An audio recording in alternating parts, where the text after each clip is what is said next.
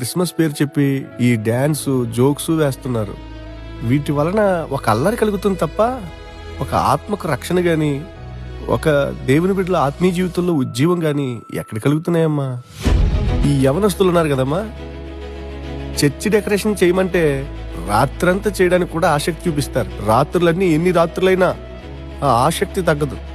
కానీ పట్టుమని ప్రార్థన చేస్తారంటే రోజుకో గంట ప్రార్థన చేసే ఒక అలవాటు యవనస్తుల్లో కనబడట్లేదు. ఈ క్రిస్మస్ పేరు చెప్పి పెద్ద పెద్ద స్టేజీలు, పెద్ద పెద్ద లైటింగ్లు, అలాగే డెకరేషన్స్, డాన్సులు, డీజే సౌండ్స్, ఇంకా రకరకాలుగా ధనాన్ని వెచ్చించి ఖర్చు పెడుతున్నారు గాని దీని ద్వారా దేవునికి మహిమ కలుగుతుందా లేదా అని ఆలోచన చేయట్లేదమ్మా. క్రిస్మస్ లో క్రీస్తును ఆరాధించడం మానేసి, క్రీస్తును గొప్ప చేయడం మానేసి తమ్మును తాము గొప్ప చేసుకుంటున్నారే. యేసయ్య కోరుకునేది ఈ హంగులు ఆర్భాటాలు కాదమ్మా. ప్రతి పాపి రక్షణ పొందాలని, అంతటా అందరూ మారు మనసు పొందాలని, ఎత్తబడే సంఘంగా సంఘమంతా తీర్చిదిద్దబడాలని యేసయ్య ఎంతో కోరుకుంటున్నాడమ్మా.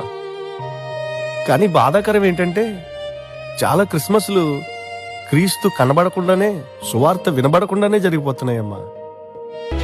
ప్రేమ విందు పేరు చెప్పి పేరు కోసం గొప్ప గొప్ప వంటకాలు చేసి తిని చాలా ఆహారాన్ని వ్యర్థంగా పడేస్తున్నారు గాని ఆకలిగా ఉన్న వారికి ఆహారం పెట్టే ప్రయత్నం చేయట్లేదమ్మా. ఇంకా చెప్పాలంటే క్యారల్స్ పేరు చెప్పి డీజేలు పెట్టి అర్ధరాత్రి వేళ అల్లరిగా తిరుగుతూ అన్ని జనులకు విసుగు పుట్టిస్తున్నారమ్మా.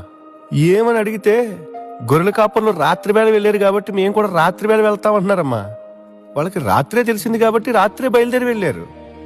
మరి వీళ్ళెందుకు అర్ధరాత్రి వెళ్తున్నారో నాకు అర్థం కావట్లేదమ్మా. క్రిస్మస్ అలా కాదమ్మా జరగాల్సింది. క్రిస్మస్ లో క్రీస్తు మహిమపరచబడాలి, మనం ప్రజలకు మాదిరిగా ఉండాలమ్మా.